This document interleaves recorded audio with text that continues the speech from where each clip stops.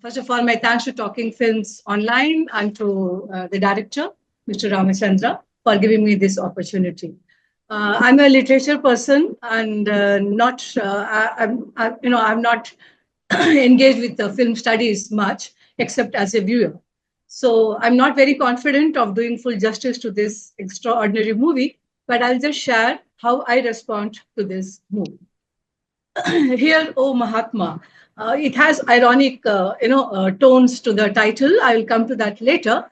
But initially, when I heard the title from Mr. Ramachandra, I thought it is going to be, looking at Gandhi and his relevance, or perhaps how we have outgrown Gandhi in our present contemporary polity. As the movie panned out, it was very interesting and a very powerful kind of exploration at multiple levels in terms of the cultural, political, and the social matrix of India since the 1930s to our present date, of our present times. So it's a movie that we must engage with repeatedly, and it's a very challenging movie to an ordinary viewer like me in terms of being drawn into its very unconventional narrative mode and its experimental form. And also in terms of its content and form, I found it extremely provoking and engaging. And when I say provoking, I mean it in a positive way in terms of how thought provoking it is, how it makes us look at the art of cinema, the mode of cinema itself from a new perspective, from a fresh perspective. The movie is a conflation of the documentary mode and use of fiction and commentary. And so it presents in all this format coalesces to bring out a very powerful political critique. And it's non-linear format, it's narrative in a very, very experimental way. Also, in a way, offers a brilliant commentary, both at the level of, as I said earlier, the form and also in terms of the content. This also, therefore, this movie expects an extreme and a very positive, high level of alertness on the part of the viewer, because it offers a series of intertextual, intergenric references to movies and to a very important text, for our country, and also in terms of using quotations and comments and claims, which are again counter points, which are counterposed to social media commentary, which try to undermine as well as expose the claims made in the third block. I mentioned that I'm a literature person, and perhaps that is why I was also able to look at the movie primarily in terms of a postmodernist novel in three sections, in three blocks. Sometimes, it's spelled out as three blocks. That I think is again his puckish humor. And in the first block, it talks about, it gives the title as the married bachelor, the second one as a wise and equitous bachelor, and the third one as the unmarried retro bachelor. And we do make a lot of jumps here, but the first one starts with a very interesting autobiographical monologue. Stylized as a soliloquy, it also is interspersed with a series of film clips from classics, starting right from 1896, right, 1896, and goes down right up to 2015. And what a wonderful list. In fact, watching this movie has made me, kind of make it a list of how many more movies I need to watch. And that's interesting. And since I mentioned the book or a novel form, it also is interesting that Ramachandra is listing out all the movies along with the years, almost like a citation, almost like like a suggested reading. And so it's very interesting that one is pushed to watch all those movies from a fresh perspective, because what this section does, the first section, I mentioned it is a soliloquy, so it does list out the many of the autobiographical milestones, from talking about how it could be a perspective of a director who hails from a middle class, upper caste, feudal background from the southern part of India. and yet at the same time, conscious of the various restrictions on specific genders, especially the reference to how his sister was not allowed to learn Bharatanatyam because it was not considered, a kind of a respectable art, and certainly a sister or a daughter of the house is not expected to dream. So it kind of brings out through the personal reference the state of India at that time in that decade. But more importantly, that many directors do. But what I found very interesting is this conflation of the mundane and the extraordinary, the conflation of the personal and the political is so deeply kind of part of the subtext and the texture of the movie that what it does a kind of a repetitive a repetitive and very very monotonous structure in terms deliberate. No? There's a deliberateness to that in terms of what he calls that this is my motto that he arrives at in his late 20s or early 30s, that I'm just going to eat, sleep, shit, watch movies, and repeat.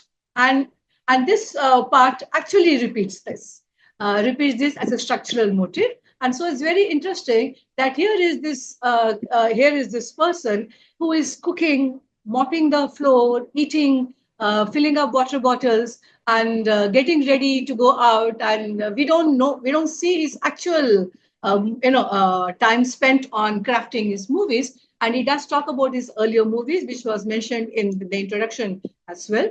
But what is interesting is that these activities which are monotonous, repetitive, almost like an absurd play, are kind of interspersed with short film clips that runs as a background and which almost become the foreground as we get more absorbed in the film, the choice of the film clips, right? Whether it is Charlie Chaplin, the dictator, or Akira Kurosawa, or Satyajit Ray, or Ritwik Ghatak, or many of the international movie makers. Some of them I'm really going to study more and watch more. So it was a very enlightening experience of how it shows the preoccupation of the craft maker, of the filmmaker, with the craft of filmmaking itself. The impact of the masters on this particular filmmaker, who again goes on and constantly crafts almost like a sculptor to make another masterpiece.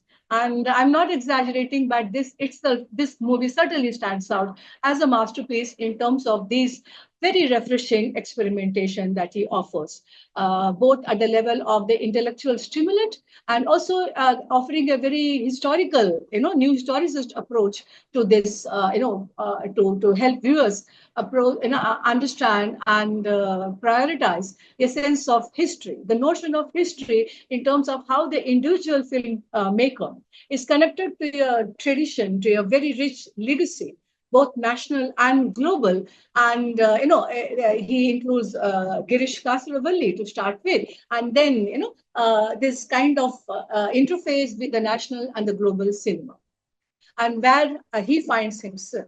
And despite this kind of awesome legacy that he feels at home, how does he manage to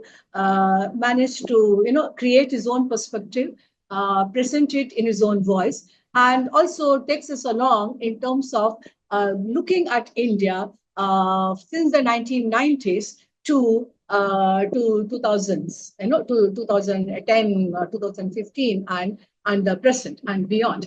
So the 1990s, as we understand, is a very important decade for us, both in terms of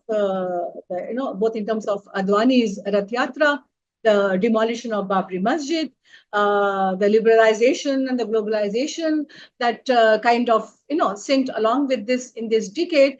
And also, as a filmmaker, he also links it with how the funds dry up for your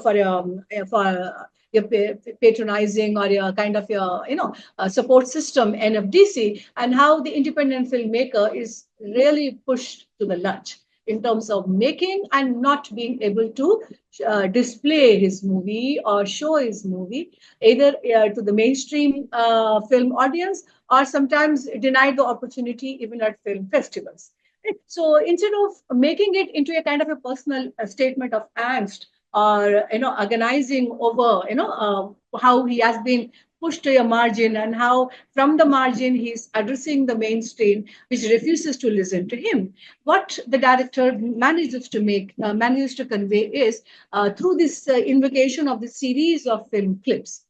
He also tries to point out how in every decade, in every century, in every few years, there is an artist who writes, who conveys, who through the lens or through the pen, and is quite often unhurt, but they don't stop working. And I think that is also, I found that I know I could reckon with that in terms of that very robotic and a very repetitive, but with a meaning behind it, in terms of how the time spent by the individual is deliberately restricted to the mundane, to the domestic. And whereas the perspective is constantly getting wider and wider to include the nation, the nation in the making, the nation as it has turned out to be, and the nation that continues to continues to preoccupy our mind in terms of how it ought to be.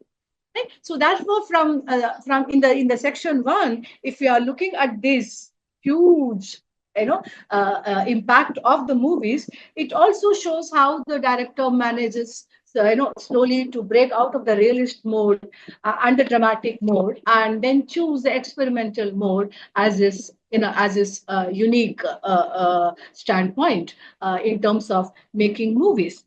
And some of the scenes, as I said, I'm not a cinema studies person, so I might not do justice to the technical excellence of this movie, though I could kind of feel the impact in terms of one particular scene where the balcony is being shown, and the railings are almost looking three-dimensional, almost in a crooked form. It really looks rickety, and through that rickety balcony we could see those high towers and apartments, and what happens inside in this particular flat. And when we see through that rickety balcony of that huge space of innumerable high rises and apartments and high towers, what we notice is that what is happening beyond perhaps is we are they are getting increasingly opaque, and what is being shown inside the flat, right, though it is repetitive, though it is domestic and mundane, still carries a kind of an aspirational exploration, that he is constantly looking outside, right. The camera and the person handling the camera is constantly looking outside to notice, and therefore this positionality of a commentator is most relevant in the film. Right? Many scenes are left out, but what is being shown in a selective collage, right, in a kind of fusing together, whether it is the Rath Yatra or the or reference to Rohit Vemula, right, or in terms of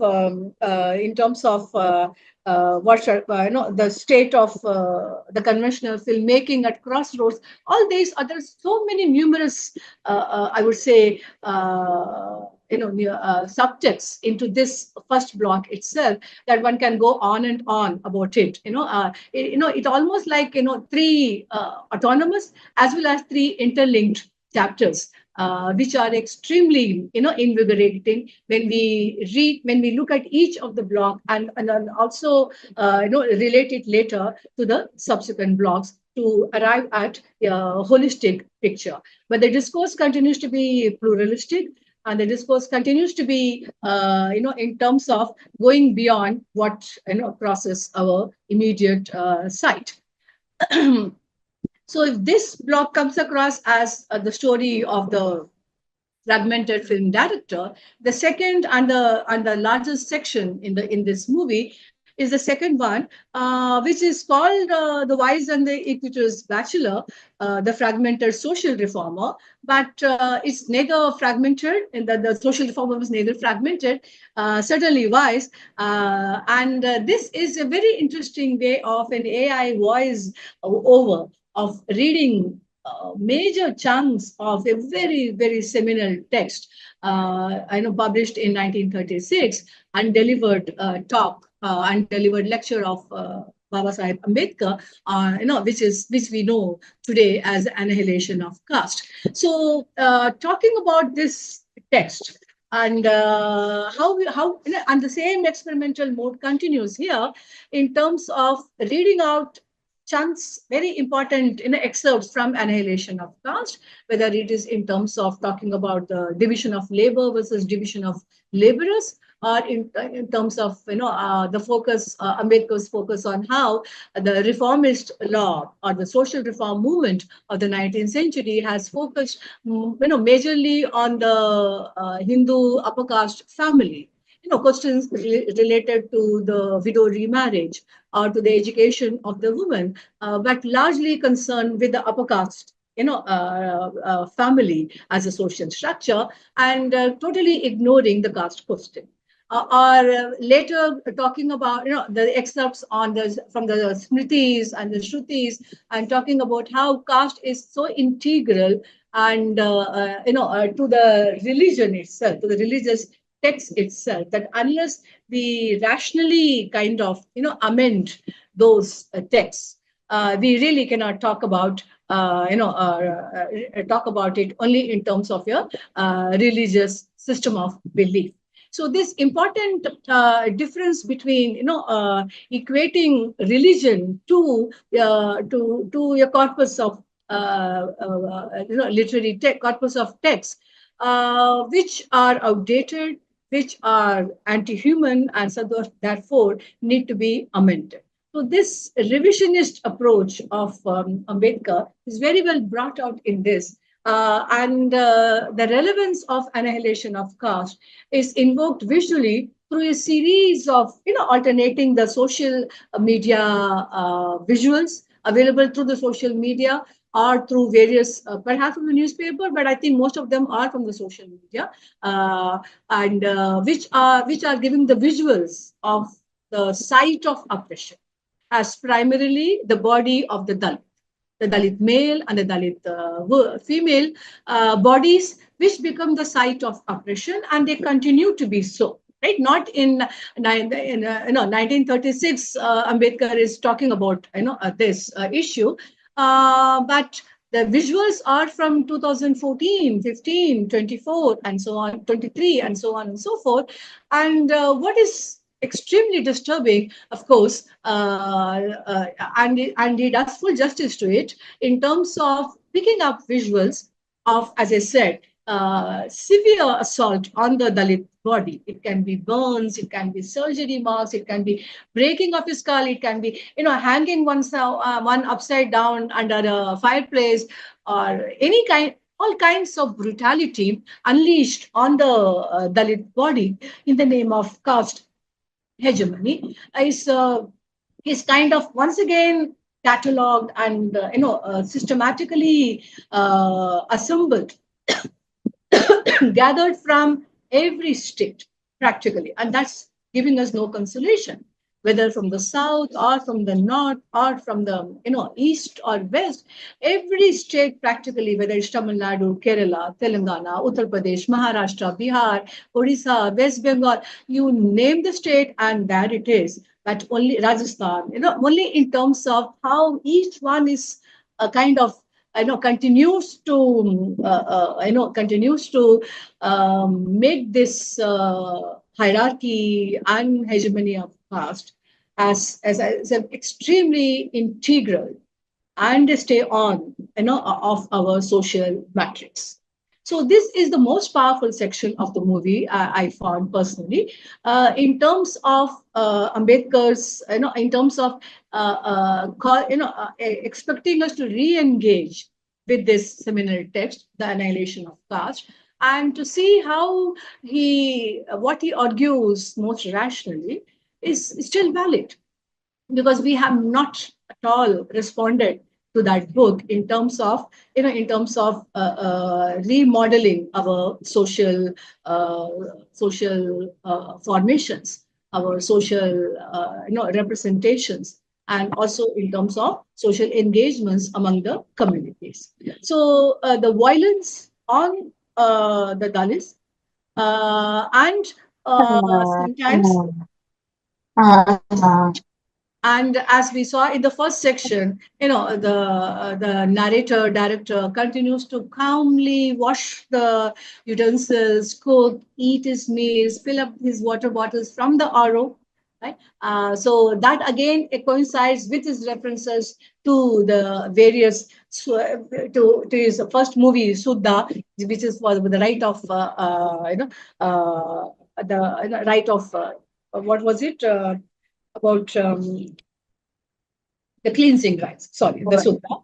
I'm not digressing. I'm trying to bring in the kind of alignments between the different sections, in terms of, if we see that in the first section, the narrator director is constantly mopping the floor, and the floor is absolutely clean, right?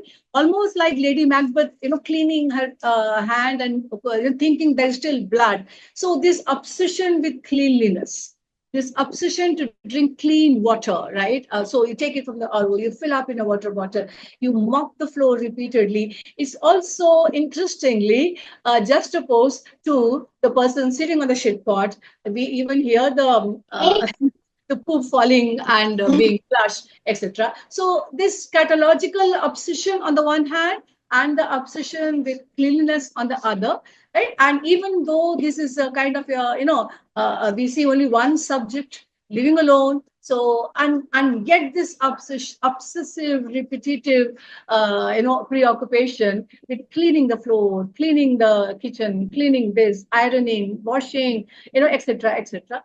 And then when we watch the second section, we recall these movements and realize that the cleanliness is not only in terms of this obsession with self-hygiene or of the hygiene of our surroundings, even though it happens within one's own confined domestic space, but what we are doing outside is enormous muck, enormous shit, and we are not bothered about that.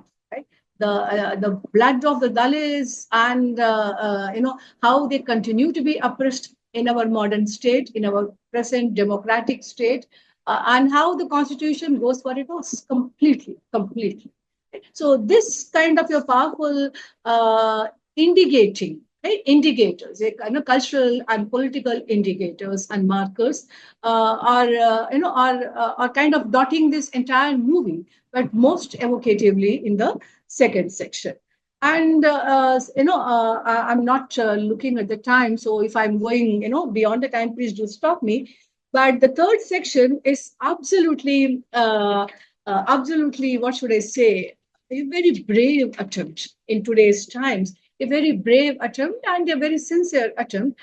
And it is interestingly called the fragmented alpha mass leader. And what is happening in this section is a collation of a series of quotes, a series of claims made by our present leader, and the most ridiculous quotes. By now, we have laughed and made memes, and we are sick of those quotes. But the way he arranges those quotes, right, again in an autobiographical mode through a voiceover.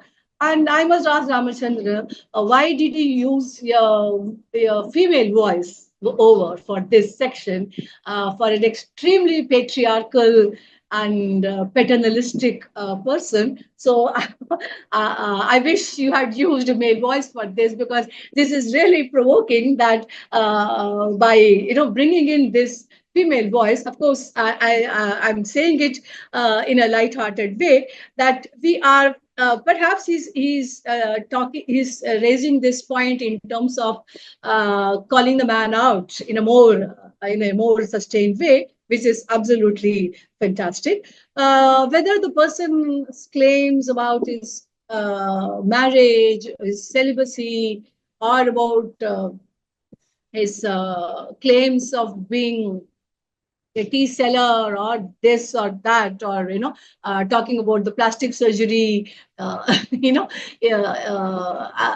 accessibility in ancient India, and so on and so forth. So these are fused in together, not in terms of merely to be laughed at, but in terms of how all these claims have gone almost uncontested as far as this person is concerned, primarily because he has the audacity to also, declare that by now all the people who were criticizing me since the 2000, early 2000 have shifted their standpoint and are with me, right? Which is, I think, not entirely untrue.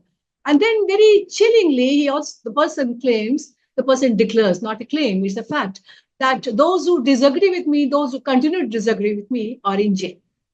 Right? And so these chilling kind of comments are just kind of bombarding us without any directorial intervention. And that is primarily his mode of intervention in this section. And so whether he's using texts or films or quotes or reports from the social media, this offering of a pluralistic discourse, a collage of perspectives, right, that critique our social and political matrix, along with a historical perspective, is an extremely much needed, I would say, discourse that we need to engage with. I also would like to point out that in the third section, right, when we are talking about the leader speaking, for himself, is absolutely, unrepentant regarding the genocide in 2002, and also trying to pass it off as something, that is to be seen as a conspiracy by his detractors, and so on and so forth. So by now, this bombardment of propaganda that has been, thrown at us is deliberately brought in here, and here he uses a lot of humor, black humor, of course. We sometimes laugh out aloud, when he says like things like, inflation was really going terrible, and so immediately it was kind of handled very well by my government through the, he doesn't use the term, but through that surgical, strike. So there is this sense of a leader exposing himself through his own blah blah, and that comes across, as I said earlier, both in a very chilling way, but also in a very very pertinent and relevant way. Uh, he also, in a way, talks about the various achievements of his government and the sheer audacity of it in terms of counting demonetization also as one such thing is absolutely, what would one say? Absolutely, we can't even say that this should be simply dismissed, because this is what all the social media handles also are constantly, bombarding us.